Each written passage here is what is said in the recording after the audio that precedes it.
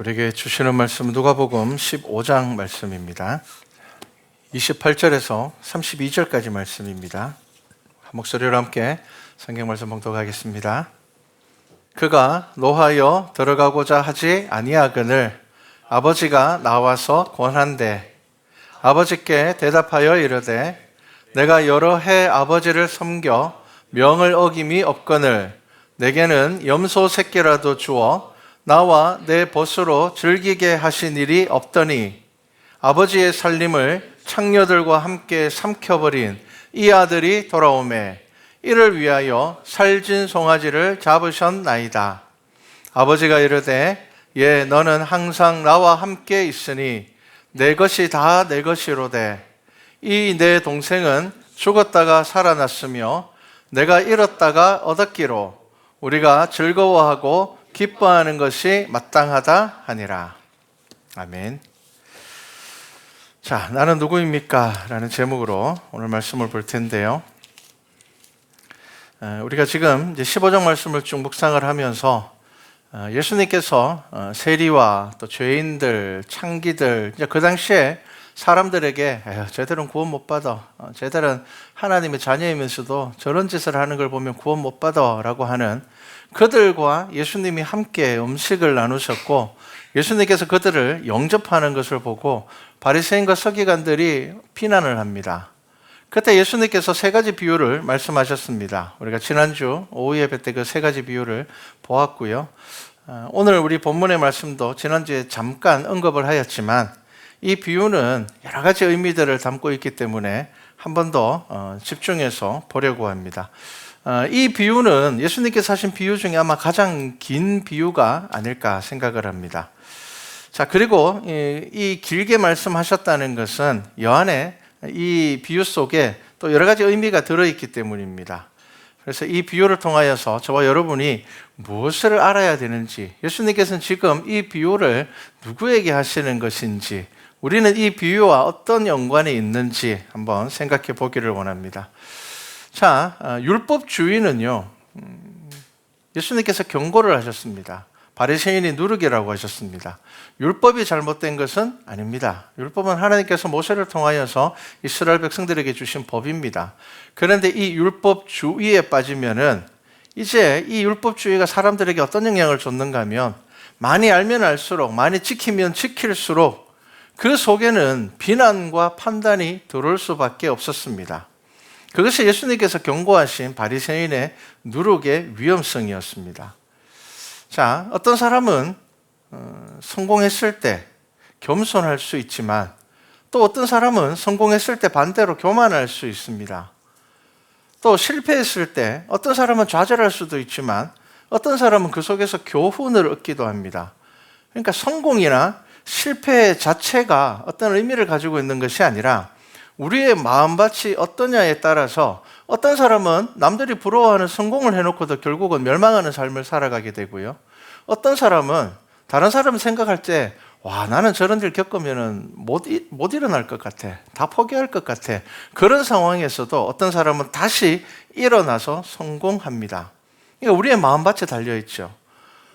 권력을 가지고 있는 사람들이 다른 사람을 이롭게 하려고 하는 그런 마음을 가지고 있으면 좋은 지도자가 되지만 자신을 드러내려고 하는 사람은 악한 지도자가 됩니다. 좋은 정치인은요, 국민을 위해서 제도를 건축하고 만들어가지만 나쁜 정치인은요, 자기 자리를 지키기 위해서 제도를 만드는 사람입니다. 그런데 여러분, 경건도 마찬가지입니다. 여러분, 경건이라고 다 좋은 것일까요? 진짜 경건이 있고 가짜 경건이 있습니다. 정말 참된 깊이 있는 경건으로 살아가는 사람들이 있는가 하면 자신을 드러내기 위해서 경건을 사용하는 사람들이 있습니다. 거룩을 통하여서 하나님을 향한 하나님을 아는 영적인 사모함을 채우는 사람들이 있는가 하면 영적인 욕심을 채우는 사람들이 있습니다. 자, 오늘 본문 말씀을 통하여서 예수님께서 지금 저와 여러분들에게 강력하게 하시는 말씀은 뭐냐면요, 제발 하나님 아버지의 마음을 알라는 겁니다. 이것이 믿음입니다. 여러분, 믿음은 하나님의 마음을 아는 것이고 결국 우리의 믿음은 하나님 아버지께서 인정해 줘야지 이것이 믿음인 겁니다. 내가 생각하기에 경건하고 내가 생각하기에 막 거룩하고 내가 생각하기에 나는 참 대단한 사람인 것 같고, 여러분 이것이 아무 의미가 없습니다. 결국은 우리가 하나님 앞에 섰을 때 하나님께서 참 충성된 종아 네가 잘하였다, 여러분 그것이 믿음입니다. 자, 오늘 비유를 한번 잘 보시기를 바랍니다. 어떤 사람에게 아들이 둘 있습니다. 자, 예수님께서 지금 이 비유를 하실 때에 예수님이 지금 이 말씀을 듣는 사람들이 어떤 사람들인지 보셔야 됩니다. 15장 1절에 보면은 자, 세리들과 창기들과 죄인들이 있고요. 그것을 비난하는 바리새인과 서기관들이 있고요. 예수님의 제자들도 그 속에 있습니다. 자, 장남이 있고 둘째가 있습니다. 장남이 누군지 둘째가 누군지 한번 말씀을 잘 보시면서 생각해 보시기 바랍니다. 자, 둘째가 아버지에게 이렇게 이야기를 합니다. 내게 돌아올 분깃을 내게 주십시오. 여러분 이 말은 엄청난 말입니다. 이건 아주 극심한 불효이고요. 가부장적인 그 당시에 아버지가 아들을 쫓아내도 할 말이 없는 일입니다. 지금도 아버지가 살아계시고 막 건강한 데 가서 그냥 제가 지금 좀 어려우니까 좀 도와주세요라고 이야기할 수는 있지만 아버지 유산을 주세요라고 이야기는 잘 못합니다. 유산이라는 것은 아버지가 돌아가실 때에 아버지가 정해서 아버지가 때가 되었다고 생각할 때 나누어 주는 것이 유산입니다. 그런데 이 둘째 아들이 지금 아버지가 살아있음에도 불구하고 가서 자기 유산을 달라고 합니다. 여러분 이게 얼마나 불효자입니까? 지금 성경은 아버지가 자녀를 잘못 양육하고 이것을 이야기하는 것이 아닙니다. 지금 예수님은 이 비유를 통하여서 지금 이 말씀을 듣고 있는 자들을 책망하시는 겁니다. 아버지의 마음을 모르는 아들은 탕자가 되는 겁니다. 여러분 둘째 아들이 어떤 아들입니까? 오로지 아버지의 재산에만 관심이 있습니다. 아버지를 섬기지도 않고 자녀의 도리를 하지도 않으면서 오로지 그의 관심은 뭡니까? 아버지의 재산입니다. 아버지의 사랑을 이용하는 거죠. 당시로는 절대로 요구할 수 없는 것을 요구합니다. 자, 그럼에도 아버지는 사랑으로 그 아들의 요구를 들어줍니다. 정말 자녀를 사랑했습니다. 그래서 재산을 나누어 줍니다. 우리가 여기에서 눈여겨보아야 되는 것은 12절 후반절 말씀인데요. 아버지가 그 살림을 각각 나누어 주었더니 라고 합니다. 그러니까 둘째 아들만 나눠준 게 아니고 어떻게 둘째 아들만 나눠줄 수가 있겠습니까? 장남이 있는데. 그리고 장남은 그 당시 유대인의 율법에 의하면요, 장남은 유산의 2배를 받습니다. 그러니까 2몫을 받습니다. 아버지의 대리인이기 때문입니다. 자, 그래서 이 아버지가 장남에게도 재산을 나누어 줬고 둘째에게도 나누어 줬습니다. 자, 그런데 당시에 이 유산을 나눠주는 것은요, 돈이 아닙니다. 대부분은 땅이고 그리고 가축입니다. 그러니까 유산을 나누어 줬다고 해서 이것이 아들과의 결별을 의미하는 것이 아닙니다. 왜냐하면 땅은 붙어 있잖아요.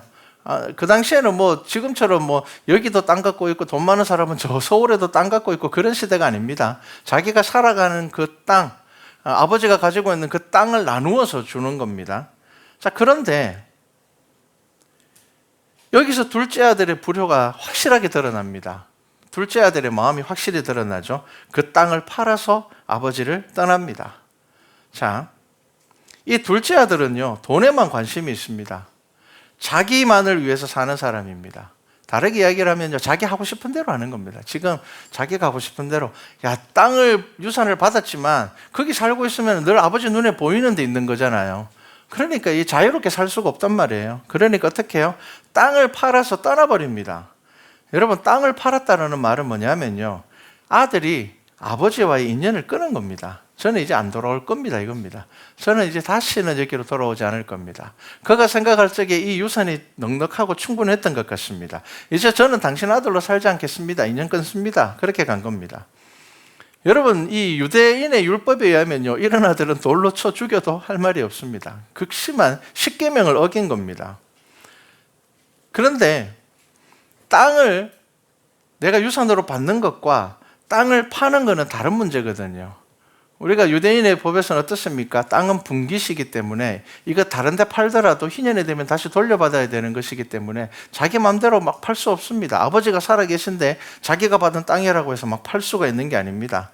그런데 이 아들은 어떻게 했습니까? 땅 팔았습니다. 자기 분깃을 받았고 자유를 얻었습니다.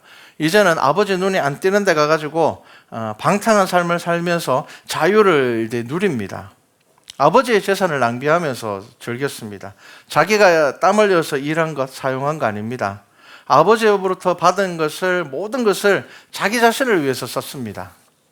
자, 그런데 이제 문제가 생겼습니다. 어떤 문제가 생겼습니까? 14절에 보면은 화랑방탕해서 살았는데 재산을 막 낭비했는데 다 없앤 후 그 나라에 크게 흉년이 들어 그가 비로소 궁핍하여졌습니다. 여러분, 흉년이 들면요, 그 당시에는 어마하게 굶어 죽습니다. 지금도 가난한 나라들은 흉년 들면 막 굶어 죽잖아요. 그 당시도 그랬습니다. 지금처럼 뭐 흉년 들었다고 해서 다른 나라에서 막 원조가 빨려오고 이런 거 아닙니다. 그러니까 극심한 흉년이 들었습니다. 자, 그런데 이 둘째 아들이 굶어 죽을 수는 없으니 어떡합니까? 그 나라 백성 중에 한 명에게 붙어 사는데 뭘 하느냐 하면은 돼지를 칩니다. 당시에 유대인들은 돼지를 부정한 짐승이라고 해서 아주 싫어합니다. 그런데 이 둘째 아들이 돼지 치는 일을 합니다. 이 일은 더럽고 냄새나고 아주 천한 취급을 받는 일입니다. 자, 이렇게 하다 보니, 자, 그때 이 아들이 다시 돌아갈 생각을 합니다. 그런데 우리가 잘 보아야 되는 것은요, 이 둘째 아들은 회개하고 돌아온 것이 아닙니다. 자, 오늘 이제 읽지 않았지만 이제 한번 그 본문을 한번 보십시오. 17절에 보면요, 아들이 이렇게 이야기를 합니다. 스스로 돌이켜 이르되 내 아버지에게는 양식이 풍족한 품꾼이 얼마나 많은가. 나는 여기서 줄여 죽는구나. 자, 둘째 아들이 왜 돌아가려고 합니까? 내가 정말 잘못했구나. 내가 우리 아버지한테 불효를 했구나. 야, 내가 정말 하면 안 될 짓을 했구나. 내가 이 금방 없어질 이 돈 때문에 내가 아버지께 이렇게 큰 불효를 했구나. 그래서 돌아가는 게 아니라 지금 이 둘째 아들은요, 너무 배가 고픈데 생각하니까 우리 아버지 집에 가면 어떻다고요? 양식이 풍족하다는 겁니다. 여러분, 이건 회개가 아닙니다. 지금 자기가 처한 형편이 너무 어렵고 힘드니까 자기가 지금 당장 뭐 굶어 죽을 상황이 되니까 뭘 생각했는가 하면은 우리 아버지 부자인데 우리 아버지 집에 일하는 품꾼들도 넉넉하게 살아가는데 그 생각을 한 겁니다. 그리고는 여러분 18절 19절 말씀을 보면요, 내가 일어나 아버지께 가서 이르기를 아버지, 내가 하늘과 아버지께 죄를 지었사오니 지금부터는 아버지의 아들이라 일컬음을 감당하지 못하겠나이다. 나를 품꾼의 하나로 보소서 하리라. 자, 여러분 어떻습니까? 아들이, 둘째가 뭐라고 생각했습니까? 처음에는 굶어 죽겠다. 우리 아버지 집에는 양식이 풍족한데, 그래 놓고는 내가 아버지한테 가가지고 뭐라고 이야기한다고요? 제가 죄를 지었습니다. 제가 잘못했습니다. 여러분, 이게 회개일까요? 회개 아닙니다. 이 진정성을 알 수가 없지만 지금 이렇게 말하는 것은 뭡니까? 자, 아버지를 잘 아는 거예요. 우리 아버지는 사랑이 정말 많으신 아버지인데 내가 유산을 달라고 했을 때도 주신 아버지니까 내가 가서 이렇게 이야기를 하면 받아줄 거야. 그렇게 지금 계획을 짜고 있는 겁니다. 계획을 짜고는 실제로 가서 그렇게 이야기를 합니다. 아버지한테 가서는 그대로 이야기를 하죠. 내가 이렇게 이야기를 하면 아버지가 받아줄 것이니. 여러분, 이것은 회개가 아니라 자신의 상황을 해결하는 마음이 더 드러나는 것입니다. 예수님께 나온 세리와 죄인들이 모두가 다 변화된 삶을 사는 것이 아닙니다. 그들 모두가 삭개오와 같은 마음으로 나온 것도 아닙니다. 지금 15장을 시작하면서 많은 세리들과 창기들과 그 당시에 죄인이라고 하는 사람들이 예수님께 나와서 예수님께서 막 그들을 영접하고 있지만 그들 모두가 정말 회개하고 정말 자신의 죄를 고백하면서 나온 게 아닙니다. 이 둘째 아들과 같다는 겁니다. 예수님께서는 지금 자기에게 나온 그 많은 사람들이 정말 그들이 회개하고 나온 것이 아니라는 것을 알고 계신다는 거예요. 자, 세리와 창기들과 죄인들, 지금 예수님께 나온 사람들, 혹시나 하는 기대와 궁금증으로 나온 사람들도 있습니다. 자신의 급한 문제를 해결하기 위한 기대를 가지고 나왔습니다. 여전히 돈 욕심을 버리지 못하지만 그래도 예수님한테 나가면 예수님이 나를 따뜻하게 맞아줄 거야. 예수님께 가면 예수님이 우리한테 좀 좋은 이야기를 해줄 거야 라고 생각하고 지금 나온 겁니다. 근데 중요한 것은 지금 예수님께서 무슨 이야기를 하시는 걸까요? 그럼에도 그러한 마음으로 나오는 자도 아버지가 기뻐하신다는 겁니다. 지금 이 말씀을 여러분 잘 기억하셔야 됩니다. 왜냐하면 우리가 종종 타인의 신앙을 보면서 이렇게 생각할 때가 있습니다. 야, 저렇게 믿을 거 왜 교회 나올까? 왜 저 사람은 교회 다니면서도 하나도 변하지 않으면서 왜 저렇게 나올까? 저 사람은 뭐 교회 신앙생활도 열심히 안 하면서 왜 교회에 나올까? 여러분, 우리가 그렇게 평가할 때가 있습니다. 지금 예수님께서 무슨 이야기를 하시는가 하면요, 그럼에도 불구하고 아버지께서는 그것을 기뻐하신다는 겁니다. 그거 기뻐하고 있다는 겁니다. 아이들이 예배 때 떠들거나 와서 잠만 자고, 뭐 애들만 그런 건 아니죠. 뭐 어른들도 그렇습니다. 와서 자다가 가면은 무슨 뭐 예배를 드린 건지 안 드린 건지도 잘 모릅니다. 그럼에도 불구하고 하나님께서는 여러분들의 그 연약한 삶 가운데서 여러분들이 이 자리에 나온 것을 기뻐하신다는 겁니다. 아버지께서 그걸 기뻐하신다는 겁니다. 다 탕진하고 돌아와도, 건강 잃고 돌아와도, 상처받고 돌아와도, 가지고 있던 거 다 잃어버리고, 그렇게 신앙생활 열심히 안 하고 좀 열심히 하라고 할 때는 안 하고 대충 신앙생활 하더니 뭐 그러더니 교회를 떠나가지고 결국은 뭐 다 잃어버리고 다시 교회로 돌아온다 하더라도 우리가 가져야 되는 마음 자세가 어때야 된다고요? 기뻐해야 된다는 겁니다. 아이고, 저럴 줄 알았다. 신앙생활 열심히 하랬더만 신앙생활 열심히 안 하고 전에 나가고 세상 즐겁게 살더만 가지고 있을 때는, 건강이 있을 때는 와서 열심히 안 하고 세상에서 즐겁게 살다가 다 잃어버리고는 이제 교회 와가지고, 야, 참, 여러분, 이런 마음을 하나님께서 기뻐하지 않는다는 겁니다, 지금. 하나님께서는 지금 무슨 말씀을 하시는 겁니까? 너희들 아버지 마음을 알고 있냐라는 겁니다.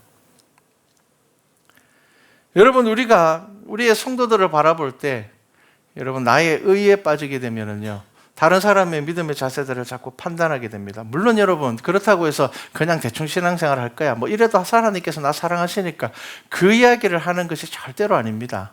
지금 이 비유에서 예수님께서 하시는 말씀은 여러분이 삶의 고단함을 가지고, 여러분이 삶의 연약함을 가지고 여전히 변화되지 못하는 한 주간의 삶들을 돌아보면서, 야, 내가 한 주간 돌아보면 예수님 말씀대로 산 거 하나도 없는데 내가 그래도 교회 가도 될까? 라는 마음을 가지고 이 자리에 나와 앉아있다 하더라도 하나님께서는 그것을 기뻐하신다는 겁니다. 그렇기 때문에 저와 여러분은요, 어떤 마음을 가져야 된다고요? 여전히 교회에 와서 신앙이 자라지 않는 사람을 보면서 저 사람은 왜 교회에 왔을까라고 내 마음에는 그러한 생각이 든다 하더라도 우리가 어떤 마음을 가져야 된다고요? 그래도 우리 하나님 아버지는 참 좋아하시겠구나 라고 생각해야 된다는 겁니다. 여러분, 이것이 지금 예수님께서 하시는 말씀입니다. 둘째가 진짜 회개를 했다면 그가 먼저 생각해야 되는 것은 내가 정말 불효자구나, 내가 아버지께 정말 잘못했구나, 막 그래야 되지만, 이제는 내가 가서 효도해야지 그래야 되지만, 그 둘째는요, 그냥 아버지 집에 양식이 많아서 돌아온 겁니다. 그렇지만 그리고 자기는 연습한 대로 아버지한테 가서 이야기를 해서 했습니다. 아버지가 그 마음 모를까요? 다 압니다. 그럼에도 불구하고 지금 이 비유에서 예수님께서 말씀하시고자 하는 중심은 무엇입니까? 그럼에도 아버지께서는 그를 맞아주신다는 겁니다. 그럼에도 아버지께서는 그를 영접하신다는 겁니다. 그 아버지의 마음을 너희가 알고 있냐는 겁니다. 둘째가 돌아왔을 때 아버지가 어떻게 합니까? 22절에 보면 종들에게 이르되 제일 좋은 옷을 내어다가 입히고 손에 가락지를 끼우고 그 다음 뭡니까? 발에 신을 신기라. 맨발로 온 겁니다. 지금 맨발로. 다 잃어버리고 거의 그냥 거지가 돼가지고는 신발도 못 신고는 그 많은 돈을 가지고 지금 집 나가놓고는 얼마 있지도 않아서는 이 맨발로 돌아온 겁니다. 자, 그런데 그를 위하여서 잔치를 벌이는 것이 아버지의 마음이라는 겁니다. 그를 다시 아들로 그렇게 보시는 겁니다. 아버지는 죽었다 살아온 아들을 위해서 즐거워하신다는 겁니다. 여기서 비유가 딱 끝나면 참 좋았을 텐데 이제 장남이 등장합니다. 그가 둘째가 돌아온 소식을 들었습니다. 그런데 그가 어떻습니까? 그가 아버지를 원망합니다. 분노합니다. 그도 자신의 재산의 분깃을 받았습니다. 훨씬 더 많이 받았습니다. 그리고 그는 분깃을 받았음에도 불구하고 아버지를 떠나지 않고 잘 섬겼습니다. 얼마나 잘 섬겼는지 자기 스스로 당당하게 말할 수 있을 만큼 잘 섬겼습니다. 제가 아버지를 얼마나 잘 섬겼습니까? 둘째는 저렇게 했지만 저는 그렇게 하지 않았지 않습니까? 저는 분깃을 받았음에도 불구하고 저는 단 한 번도 아버지를 섬겨서 명을 어긴 적이 없습니다 라고 이야기를 합니다. 아버지도 그것을 인정합니다. 그게 사실입니다. 그런데 문제가 뭘까요? 그도 아버지의 마음을 몰랐다는 겁니다. 그냥 열심히 섬겼습니다, 아버지를. 그리고 그것이 자신의 의가 되었습니다. 그리고 이제껏 아버지를 원망하지 않았던 그 순종의 즐거움이 둘째의 잔치로 인하여서 원망으로 바뀌어버렸습니다. 그리고 아버지에게 노합니다. 여러분, 장남의 말 틀린 게 있습니까? 틀린 거 하나도 없습니다. 여러분, 내가 맞는 말을 한다고 내가 아버지의 마음을 아는 게 아닙니다. 그걸 잘 아셔야 됩니다. 장남이 뭐라고 이야기를 합니까? 둘째에 대해서 한마디로 뭐라고 이야기를 합니까? 아니, 저 녀석은 아버지를 죽은 사람 취급했고 아버지를 섬겨야 하는 의무도 저버리고 그리고 돈 욕심밖에 없어서 그 돈 다 땅 팔아가지고는 그 돈 들고 나가가지고는 아버지를 섬기는 데 쓰지 않고 자기가 자녀로서 해야 되는 곳에 쓰지 않고 세상 나가가지고 방탕하면서 다 써버렸습니다. 한마디로 얘기하면 폐륜입니다. 그런 동일한 상황에서 장남은 아버지를 잘 섬겼습니다. 순종했습니다. 하지만 아들을 기다리는 아버지의 마음을 전혀 알지 못했고요.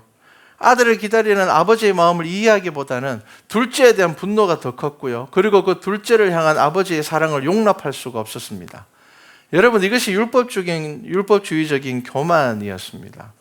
지금 한 명은 돈에 빠져서 지 맘대로 살고 싶어서 자기가 해야 되는 그 책임을 다하지 못하고 아버지를 떠났다면, 한 명은 자신의 의에 빠져가지고 아버지 곁에 있으면서 진짜 아버지가 원하는 것이 뭔지도 모르고 그냥 그 옆에서 살고 있는 겁니다. 그럼에도 아버지는 여전히 사랑으로 장남을 대합니다. 아버지의 사랑은 둘째만을 향한 사랑이 아니죠. 장남이 만약에 그렇게 나갔다 해도 아버지는 기다렸을 겁니다. 똑같은 사랑입니다. 자, 아버지가 어떻게 말합니까? 너는 항상 나와 함께 있으니 내 것이 다 내 것이로되 이 내 동생은 죽었다가 살아났으며 내가 잃었다가 얻었기로 우리가 즐거워하고 기뻐하는 것이 마땅하다. 자, 여러분, 이 비유를 여러분 이해하실 수 있습니까? 여러분, 이 비유를 마음으로 받으셔야 됩니다. 지금 어떤 상황이라고요? 자, 예수님께서 죄인들, 세리들, 창기들, 그들을 예수님께서 막 영접하셔가지고 그들에게 막 말씀을 전하고 있고, 바리새인들과 서기관들을 볼 때는 아니, 왜 저 사람들을 예수님께서, 저 기적과 능력의 말씀을 전하시는 예수님께서 왜 저들을 저렇게 섬길까? 그러면서 왜 우리는 정말 철저하게 율법을 지키고 우리는 정말 의롭게 살아가고 우리는 경건하게 살아가는데 왜 예수님은 우리를 싫어하실까? 그 상황 가운데서 예수님께서 지금 어떤 비유를 하시는 겁니까?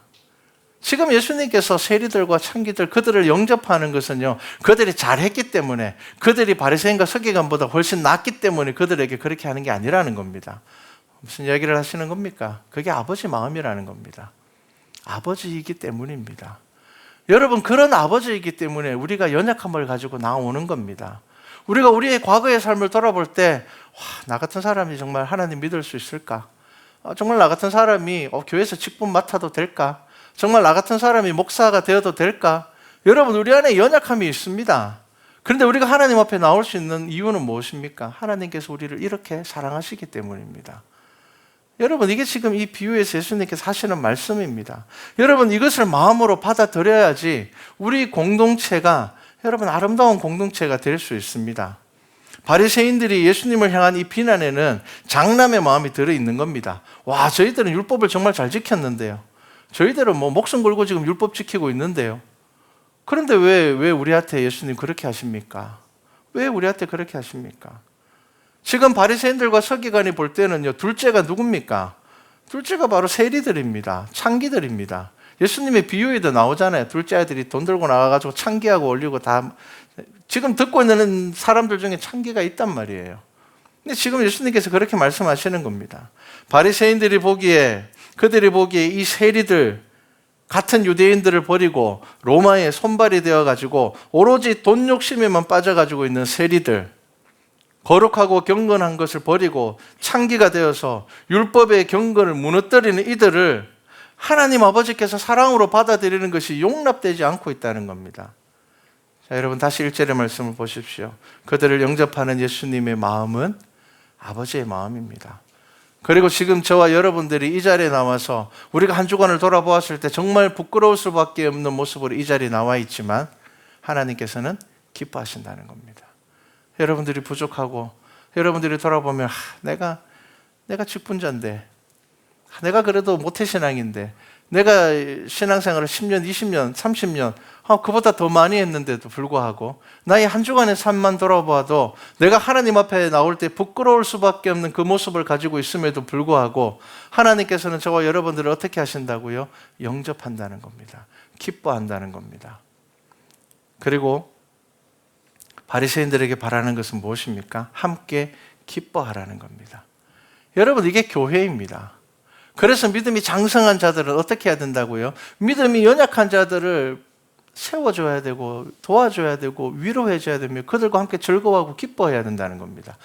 나의 믿음이 높으니까 저렇게밖에 신앙생활 못하면 저 나중에 큰일 당할 텐데, 저렇게 신앙생활하면 나중에 안 될 텐데, 그런 마음을 가지는 것이 아니라, 여러분, 그런 장남의 마음을 가지시면 안 됩니다. 하나님께서 그거 기뻐하지 않으십니다. 바리새인들은 그 아버지의 마음을 모르고 자신들이 율법을 잘 지키고 경건하고 거룩하고 순종하였다는 이유만으로 교만이 자기를 삼킨 것을 몰랐습니다. 예수님께서 교만을 가장 큰 죄로 말씀하신 이유가 뭘까요? 교만은 그들의 순종을 삼키고, 교만은 그들의 경건을 삼키고 결국 분노함으로 은혜의 자리를 잃을 것이기 때문입니다.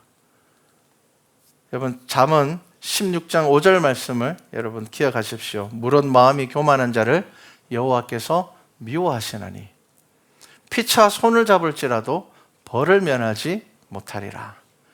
여러분, 교만한 자라고 합니다. 죄인을 말하는 것이 아닙니다. 교만한 자는 교만할 거리가 있는 사람들입니다. 자, 여러분, 우리의 마음에 바리새인이 누룩이 없다고 말할 수 있습니까? 여러분, 우리가 아버지의 마음을 생각합니까?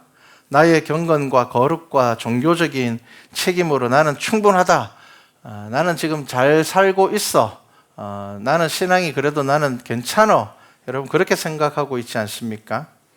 여러분, 성경의 말씀들을 통하여서 우리의 연약함을 보시고 애통하시고 훈계의 회초리를 드시지만 눈물로 우리를 기다리시고 우리를 영접하시는 그 하나님의 마음을 아시기 바랍니다. 여러분, 그래야지 우리가 믿음으로 살아갈 수 있습니다. 그래야지 우리가 죄 지었을 때 다시 회개하며 하나님 앞에 나올 수 있습니다. 여러분, 세상 즐거움에 빠져서 여러분 나의 믿음 잃어버리고 있지 않습니까? 교만하고 있지 않습니까? 여러분, 둘째 아들도 잘못된 것입니다. 첫째 아들도 잘못된 것입니다. 그래서 신약 성경에서는 저와 여러분이 무엇이 되어야 된다고 말씀하십니까? 좋은 자녀가 되어야 되고요, 제자가 되어야 되고요, 사도가 되어야 되고요, 거룩한 제사장이 되어야 되고 거룩한 백성이 되어야 된다고 말씀하시는 것입니다. 여러분, 우리 말씀과 찬양교회 우리 모든 성도들 이 아버지의 마음을 알기를 소망합니다. 하나님께서 저와 여러분을 영접하시고 우리의 연약함 가운데서도 우리를 기뻐 받으십니다. 여러분들의 삶 가운데서 이 하나님의 아버지의 마음을 알고 그 사랑 안에서 살아가는 우리 교회와 성도 되기를 주님의 이름으로 축복합니다.